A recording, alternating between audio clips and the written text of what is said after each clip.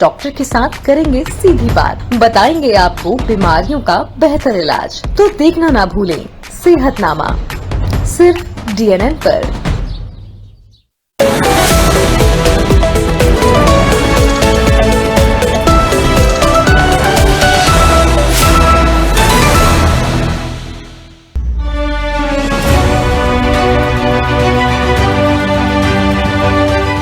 सलाम, नमस्ते, आदाब, सत श्री अकाल, खमगड़िया। आप देख रहे हैं खास मुलाकात मेरे साथ और मैं हूं अनन्या चतुर्वेदी।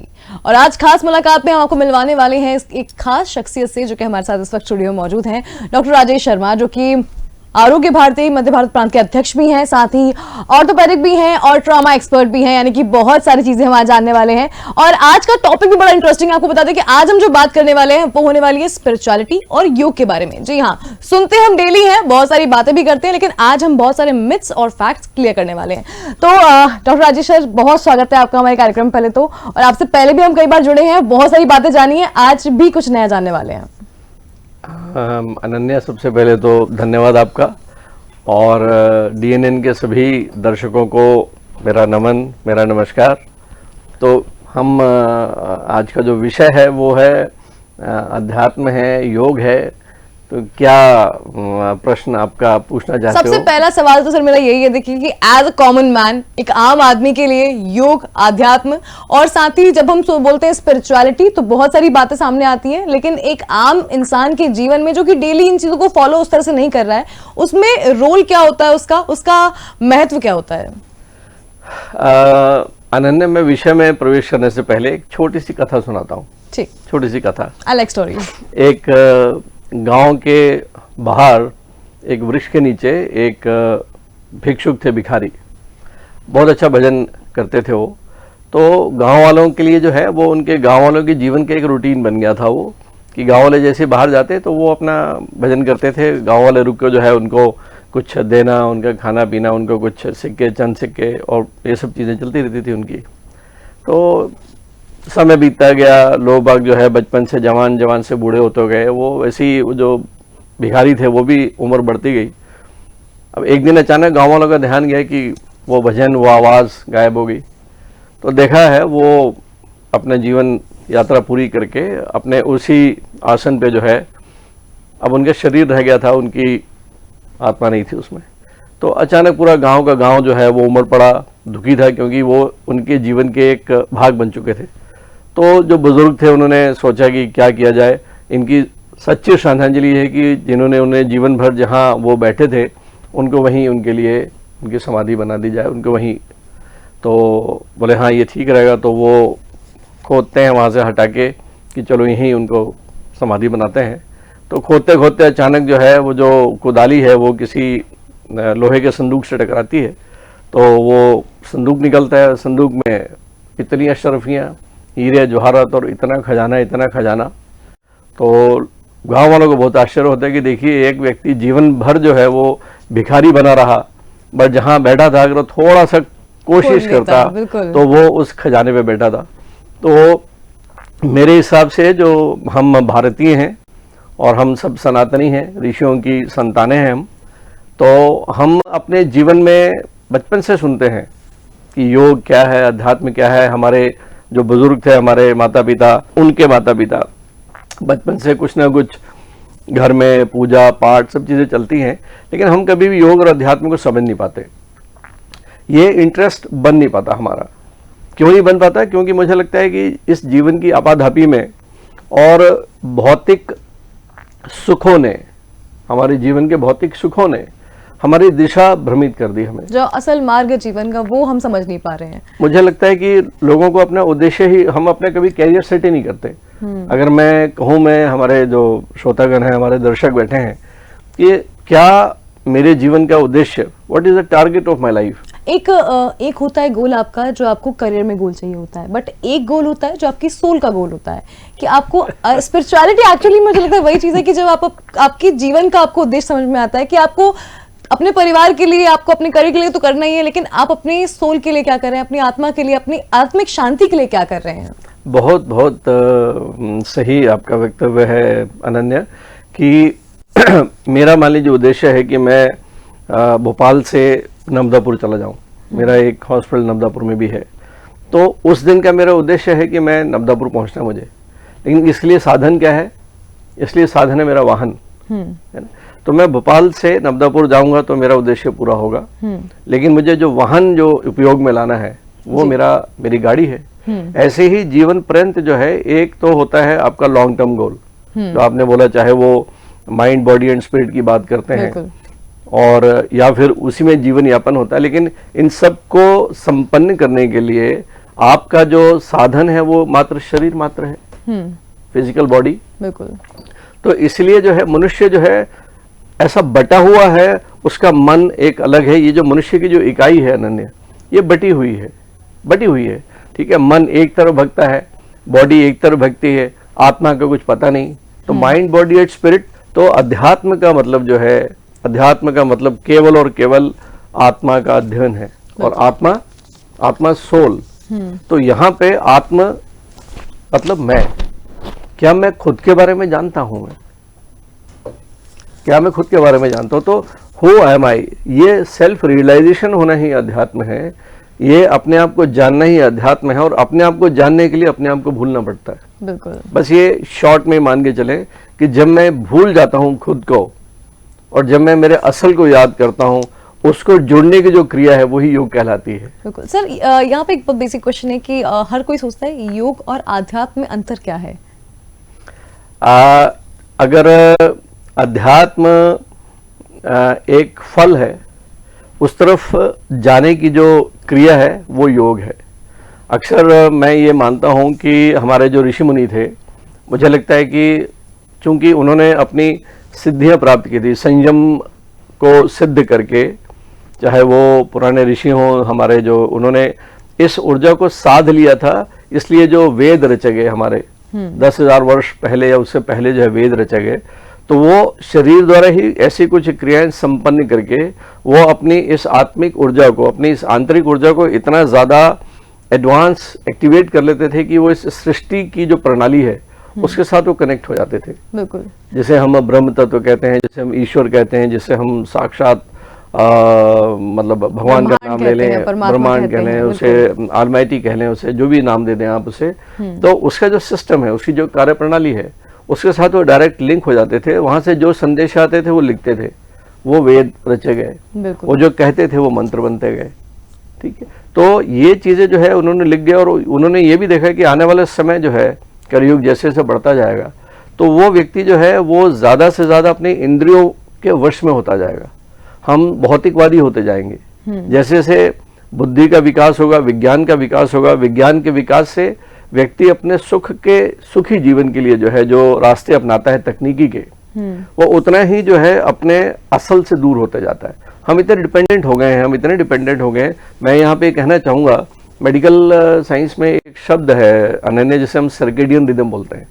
सर्केडियन रिदम मतलब जो 24 घंटे होते हैं, जो सूर्य की गति है, जो पृथ्वी है हमारी सूर्य के चारों ओर घूमती है, तो सूर्य का उदय होना, सूर्य का अस्त होना, ये हमारे निजी जीवन पे, हर प्राणी के जीवन पे, हर प्राणी मतलब पेड़ पौधे से लेके, वनस्पति से लेके, जलचर हो, चाहे वो नभचर हो, चाहे वो मनुष्य हो, इसके जीवन पे इतना ज्यादा उसका प्रभाव पड़ता है, ठीक है। इसे सर्केडियन रिदम बोलते हैं। और हमारे भीतर जो है, शरीर के भीतर जो हमारी एंडोक्राइनल ग्लैंड्स हैं, जिसको हम होम्योस्टेसिस कहते हैं, मतलब हमारे भीतर का सिस्टम, उसका प्रभाव जो है वो हमारे ऋतुओं पे और दिनचर्या पे बहुत ज्यादा पड़ता है, ठीक है। हमने पूरी तरह से विस्मृत कर दिया, हम भूल गए। अक्सर हम जानते हैं कि ब्रह्म मुहूर्त में उठने का असर क्या है, ब्रह्म मुहूर्त कहते किसे हैं, ठीक है। और आजकल जो समहाउ जीवन जीने की कला है, जैसे जैसे जो है हम बात करते हैं द वर्ल्ड इज फ्लैट, मतलब मल्टीनेशनल कंपनीज है, बच्चा हमारा यहाँ काम करता है लेकिन उससे रिपोर्टिंग करनी पड़ती है अमेरिका या इंग्लैंड में, ठीक है। वहाँ का जो उसका अधिकारी है वो दिन वहाँ पे है तो रात यहाँ पे है, काम करने के तरीके बदल गए हैं, 24 घंटे आप काम कर रहे हो। और कोविड के बाद वर्क फ्रॉम होम शुरू हो गया है। बच्चों के लिए जो है, हमारे युवा के लिए जो है 24 घंटे they are mentally engaged with some or the other. एक तो कैरियर का टेंशन, बिल्कुल ठीक है, बहुत ज्यादा है, ठीक है। अब ये तो बरकत है हमारी भारत की, हम जनसंख्या में बहुत आगे हैं, लेकिन इसका एक जो दुष्प्रभाव है वो ये भी है कि जॉब्स है नहीं उतने। तो ये सारी की सारी चीजों में जो है हम पीछे चले जाते हैं।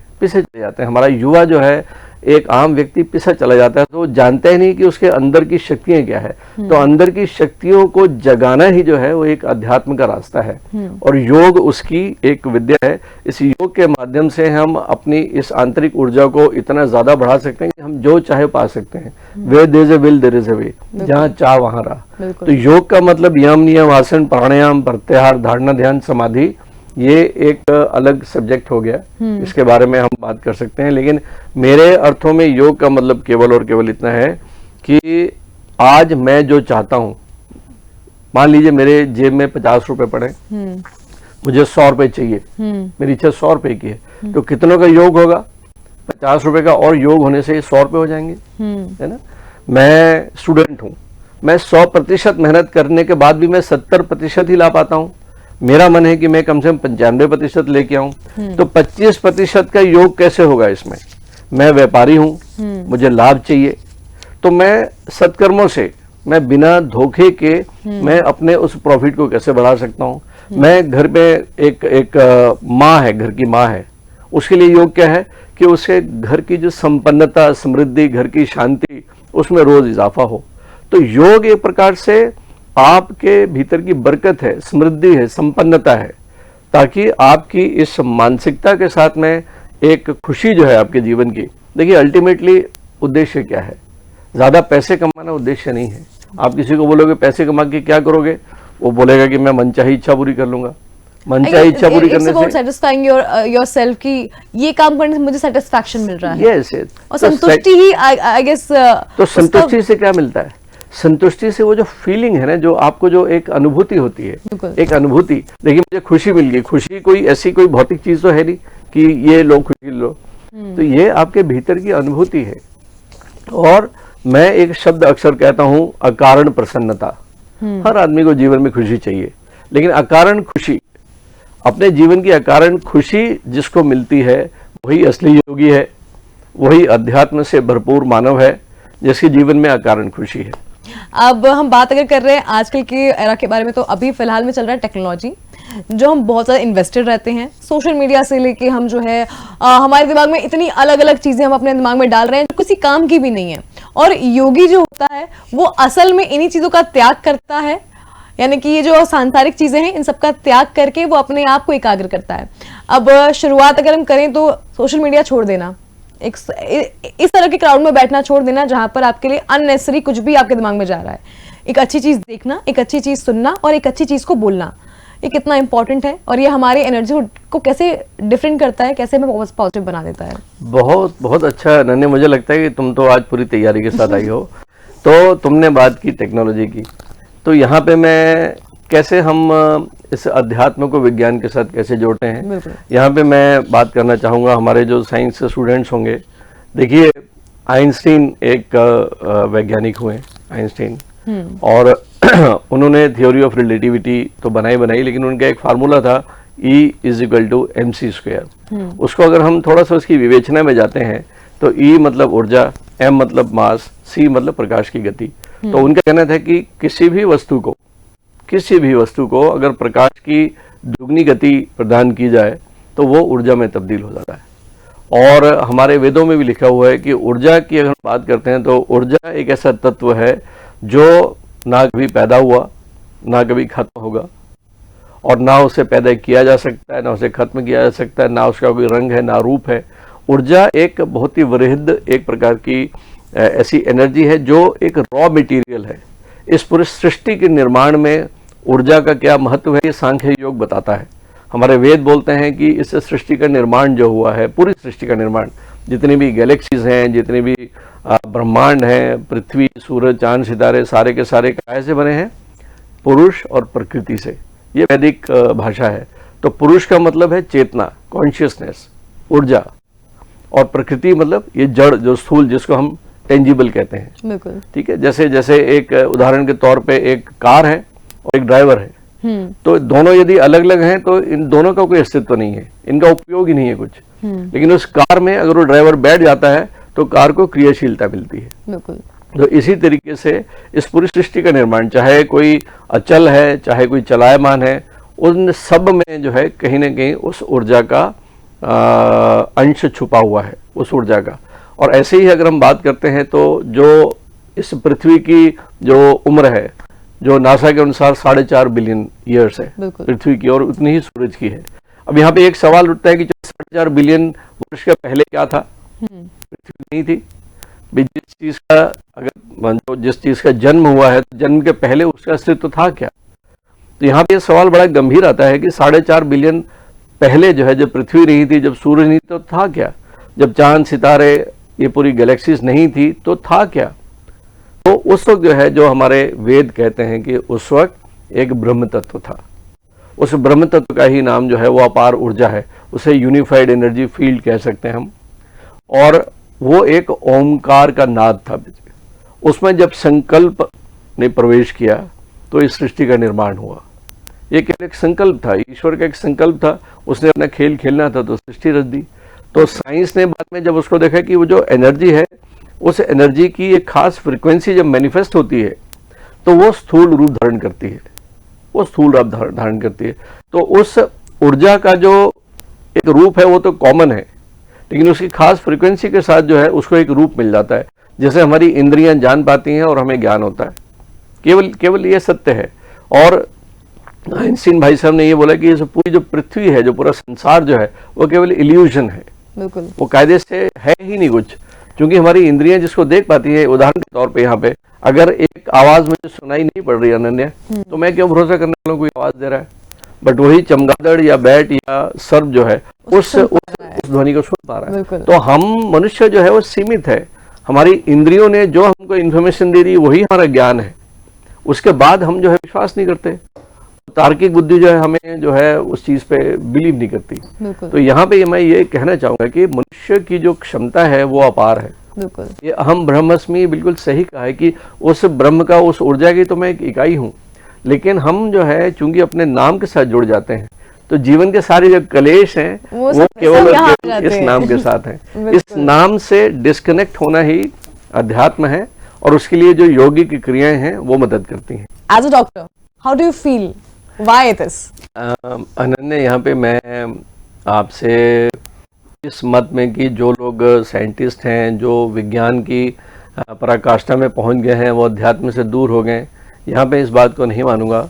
अगर मैं ये बताऊं आपको, स्टीव जॉब का आपने नाम सुना होगा, जिसने एप्पल के जो निर्माता हैं, एप्पल के जो फाउंडर जिन्होंने उसकी वो जो है वो आपको पता होगा कि यहाँ पे भारत में आए और नीम करोली बाबा के यहाँ गए। मार्क जुकरबर्ग जिसकी आज बात करते हैं, कौन नहीं जानता। देखिए, ये मतलब चाहे वो प्रत्यक्ष रूप में या वो अपने किसी एक प्राइवेट रूप में, हर वो व्यक्ति जो अभी इस धरा पे ऊंचे मुकाम पे है, वो कहीं नहीं कि भारत जरूर आया है। और वो जो है भारत के नॉर्थ में हमारा जो हिमालय है, वो दिव्यता के और इस आध्यात्मिक ऊर्जा का एक भंडार है। वो कैलाश पर्वत के बारे में कहा जाता है कि वहाँ तो खास करके एक ऐसा केंद्र है जहाँ से बहुत ज़्यादा मतलब ऊर्जा निकलती है, जहाँ पे शिव भगवान का वास है। तो इसको तो हमें विश्वास करना पड़ेगा। देखिए, क्या होता है कि विज्ञान जो है उससे सबूत चाहिए, लेकिन जो वेद हैं उसके लिए उनको श्रद्धा चाहिए, हमको आत्मसात करना पड़ता है। वो साक्षात ईश्वरीय वाणी है। तो तार्किक बुद्धि है इंसान की, वो उसमें रुकावट पैदा करती है। तार्किक बुद्धि लगभग ऐसी है जैसे किसी के पैरों में जो है 5-5 किलो के जूते आप बांध दो और उसके बाद बोलो कि चलो 100 मीटर की रेस दौड़, वो आदमी नहीं दौड़ पाएगा। तो जैसे जैसे हम जो है इस पे श्रद्धा रखते हैं, वैसे वैसे हम हल्के होते जाते हैं। और जितना ज़्यादा हम संदेह करेंगे, जितना ज़्यादा हमको तर्क वितर्क करेंगे, जितने ज़्यादा हमको सबूत चाहिए, एविडेंस चाहिए, उतने ज़्यादा उलझनों में उलझते जाते हैं हम। आज के जीवन में जहाँ हम इतना ज़्यादा हर चीज़ से कनेक्टेड हैं और हम उसे इतना ज़्यादा इग्नोर भी नहीं कर सकते, लेकिन उसको बैलेंस करने के लिए लाइफस्टाइल आप देखिए कि दिन भर सुबह नेट से शुरू होता है, इंटरनेट से शुरू होता है, सोशल मीडिया शुरू होता है, व्हाट्सएप से हमारा दिन शुरू होता है। उसके बाद रात तक हम यूट्यूब से लेके, इंटरनेट से लेके, गूगल से लेके सब कुछ सर्च मारते हैं और हर किसी से कनेक्टेड रहते हैं। लेकिन आम इंसान अपने जीवन में इसको बैलेंस कैसे कर सकता है? जो आज का युवा हो गया, आज की महिलाएं हो गई, हमारे आज के बिजनेसमैन हो गए, खासकर कामकाजी महिलाएं जो हैं वो भी दिन भर इसी में लगी रहती हैं। तो ये अपने आप को बैलेंस करना है, जैसे कि हम बात करें, it's the question is how. इसमें अगर इसके 2 तरह के उत्तर हैं। एक है थोड़ा सा दार्शनिक उत्तर है ये कि मानव जीवन जो है वो जितने भी हमारे पुराने जन्म हुए हैं, ऐसे 84 लाख योनियां बोलते हैं, तो ये आखिरी योनि है, मनुष्य योनि। और मनुष्य का जन्म जो है ये केवल और केवल कर्मों के लिए बना है, ठीक है। बाकी के जितने जन्म है वो केवल भोगने के लिए बने हैं, उसमें कर्म प्रधान नहीं है। वो हम जो है पुराने प्रारब्ध के अनुसार जो हम चीजें भोगते हैं और उसके बाद मनुष्य जन्म मिलता है। इसमें हम कुछ जो पुराना जो है वो हम प्रारब्ध है वो हमारा कुछ साथ देता है, हमारा जो पुराना बैंक बैलेंस है, बट यहाँ पे हमको स्वतंत्रता मिलती है हमको कर्म करने की। और हमको ये भी पता है कि इस मृत्यु लोक में त्रिगुणी प्रकृति है, जिसमें जो है आपके जो कर्म है वो सत्य, रज और तम पे आधारित हैं। देखिए एक सात्विक पुरुष जो है, देखिए हम में से कोई भी जो है पूरी तरह से ना सात्विक हो सकता है ना तामसी हो सकता है, बिल्कुल ठीक है। जो सात्विक पुरुष हैं, जो मतलब ब्राह्मण होते हुए भी जो है रावण में मतलब तमोगुणी व्यक्तित्व था उसका, और उसका अंत कैसा हुआ। तो आज ये यहाँ पे कहना है कि हम चूंकि कर्म करके अपनी किस्मत को बदल सकते हैं, है ना। जैसे लोग बोलते हैं ना भाग्य भाग्य, मुझे लगता है कि भाग्य है, लेकिन आदमी अपने कर्म से अपने भाग्य को बदल सकता है। और भगवान कृष्ण का भी यही कहना है कि देखिए कर्म प्रधान जीवन है, कि हम अपने मेरे हाथ में जो है वो मैं कर्म करूं। और उन्होंने बहुत बारीकी के साथ में कहा है, और हर यूथ के लिए मैं कहूंगा कि गीता के सार को जानना वो बहुत आवश्यक है, कि अगर एक तीरंदाज जो है या एक शूटर है या एक विद्यार्थी है या कोई भी खिलाड़ी है, आप यहाँ पे एंकर हो, आप, मैं अपने थिएटर में जाके, मैं ओटी में जाके काम करता हूँ, जो आप उस वक्त जो क्रिया कर रहे हो उसके प्रति आप कितने ध्यान के साथ में, कितने केंद्रित होकर कर रहे हो आप उस क्रिया को, ना कि उसके फल के बारे में चिंता कर रहे हो आप। जिस दिन आप जो है क्रिया के पहले जो है उसके परिणाम के बारे में चिंता करोगे तो क्रिया के लिए जो है आपकी जो ऊर्जा है वो डिस्ट्रैक्ट हो जाएगी। तो आपको जो है परिणाम में कहीं ना कहीं घाटा मिलेगा। ये बहुत ही सूक्ष्म और बहुत ही बारीक है। गोल्फ में हम लोग जो है एक बहुत अच्छा शब्द यूज करते हैं, हेड डाउन, कि हम जब गोल्फ खेलते हैं तो गोल्फ के शॉट में जब स्विंग बोलते हैं, उसको जब हम स्विंग लेते हैं तो गेंद कहाँ जाएगी, ये जो आदमी ये देखता है कि गेंद कहाँ जाएगी, उसका शॉट बिगड़ जाता है। आपको जो है जो शॉट मारना है वहां पे आपको पूरा फोकस करना है। और ये कहा भी जाता है कि जहां पे आप अपने विचारों की ऊर्जा को जहां केंद्रित करते हो, परिस्थितियां वहीं बदलने लगती हैं। Wherever you focus your attention, ठीक है, एनर्जी स्टार्ट्स फ्लोइंग देयर। बिल्कुल। और रोंडा बैरन की किताब बहुत चली थी एक बार, जो है द सीक्रेट है। मैंने तो सीक्रेट पढ़ी भी, कई बार पढ़ी, ठीक है। तो उसमें तो वो लगता है कि जो ये ब्रह्मांड जो है ये आपके आदेश के लिए खड़ा रहता है, जिन्न जैसे, बिल्कुल, ठीक है। Ask, believe and receive. आप अपने सच्चे मन से कहो तो सही, आप ईश्वर के सामने बोलो तो सही कि हे ईश्वर मुझे ये चाहिए। और जैसे ही आप जो है अपने मुख से बात बोलते हो कि ये मुझे चाहिए, ये शब्द जब निकलते हैं, ये ऊर्जा जब निकलती है, वो ऊर्जा जो है आपके आसपास की परिस्थितियों को निर्मित करने लगती है। और यहाँ पे तो साइंस ने ये भी कहा है अनन्या, कि जैसे आइंस्टीन ने जब ये बात की थी, क्वांटम फिजिक्स की बात की थी आइंस्टीन ने, है ना, उसके पहले जो है साइंस जो है इस पे बिलीव करती थी कि सबसे छोटा कण जो है एटम है, और एटम में भी प्रोटॉन, न्यूट्रॉन और इलेक्ट्रॉन की बात की थी, ठीक है। जब बाद में साइंस ने और तरक्की की तो उन्होंने देखा कि प्रोटॉन कैसे बना है, इलेक्ट्रॉन कैसे बना है, तो ये पाया कि ये तो ऊर्जा का हिस्सा है। तो ऊर्जा का वो हिस्सा जो स्थूल रूप धारण करता है उसे हम एटम कहते हैं। और साइंस ने फिर ये भी देखा कि एटम जो है ओवरऑल उसका जो स्थूल रूप है वो 0.00001% है, जिसको हम इलेक्ट्रॉन माइक्रोस्कोप में देख पाते हैं। जो नहीं दिखता है अनन्या एक एटम का हिस्सा, वो 99.999% एक बहुत बड़ा एक वैक्यूम है जहाँ पे ऊर्जा भरी हुई है। तो यहाँ पे मैं कह सकता हूँ कि मेरे सामने जो अनन्या बैठी हैं, आप अपने अस्तित्व का 0.00001%, 4 बार 0 जो आप हो, जो आपको जो ऑरा है वो 99.99% है। इसीलिए जो टेलीपैथी का जो प्रिंसिपल है कि यहाँ बैठ के जो है हम किसी व्यक्ति के विचारों को हम देख पाते हैं। As a doctor, as a surgeon also, मैं आप जानना चाहूंगी ओटी में कभी जब ऐसा हुआ कि कोई मिराकल हुआ हो, क्योंकि जब इतना ज्यादा हम एनर्जीज के बारे में बात कर रहे हैं तो उस दौरान जो है काफी नेगेटिविटी हो जाती है दिमाग में, बहुत स्ट्रेस रहता है, बहुत ज्यादा प्रेशर भी रहता है, तो उसका कोई एक वाक्य आपको याद हो तो? एक नहीं है अनन्या, अनेक हैं। उसके हम कई एपिसोड्स बना सकते हैं। मैं ही नहीं, हर डॉक्टर के जीवन में वो जब ऑपरेशन थिएटर में होता है, मुझे लगता है कि उस वक्त धन्वंतरी भगवान की वो ऊर्जा उसे मिली होती है कि वो पूरा अपना जीवन डाल देता है उस वक्त, क्योंकि उसकी तो लाइफ स्टेक पे लगी हुई है।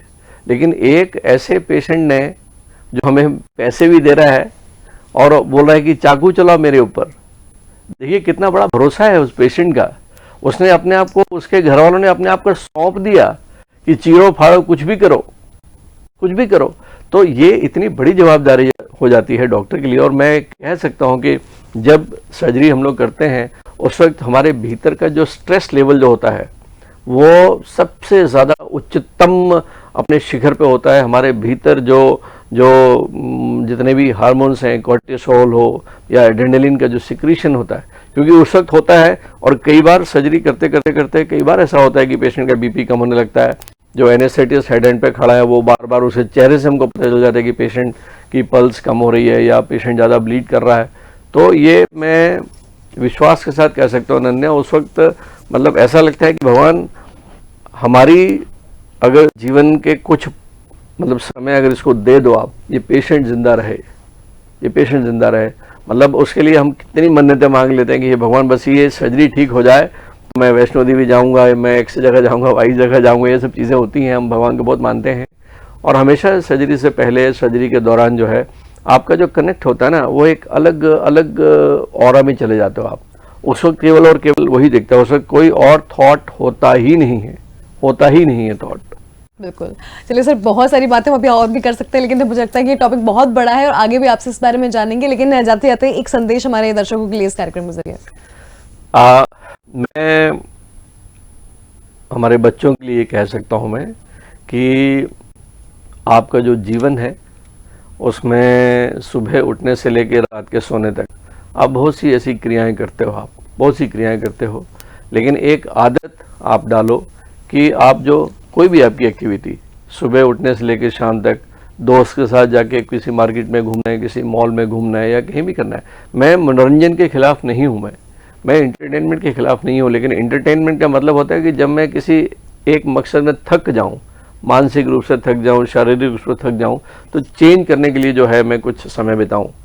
ठीक है, तो आप जो है एक आदत डालो आप जो है कि आपने पिछले 3 घंटे में जो भी एक्टिविटी करी क्या वो वाकई इतनी लाभदायी थी जो आपको आने वाले कल में आपको मदद करे। ये एक अवलोकन है, आत्मावलोकन है।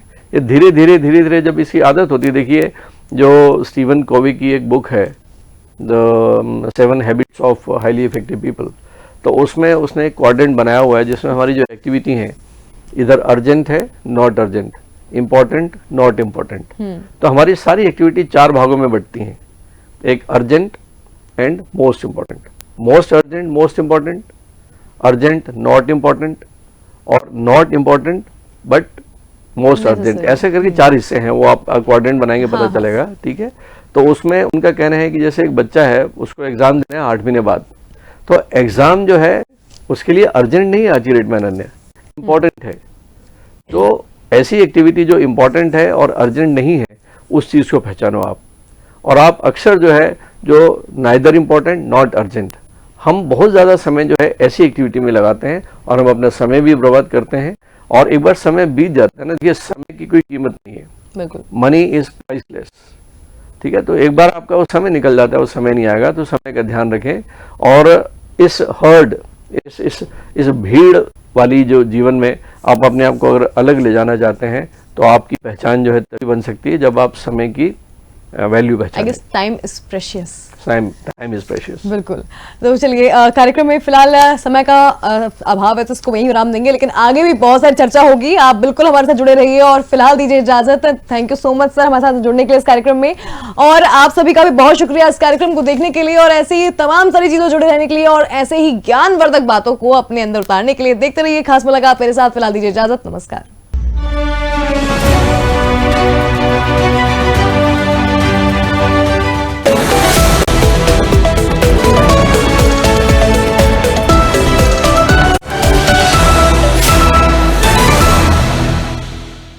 प्रधानमंत्री श्री नरेंद्र मोदी जी के ईज ऑफ लिविंग के मूल मंत्र को साधते हुए मध्य प्रदेश के मुख्यमंत्री डॉक्टर मोहन यादव ने प्रदेश की जनता के जीवन को पहले से ज्यादा सरल और सुगम बनाया है। सूचना प्रौद्योगिकी के सही इस्तेमाल को समझाने के उद्देश्य से ई रजिस्ट्री और ई स्टैंपिंग की नवीन और प्रभावी प्रणाली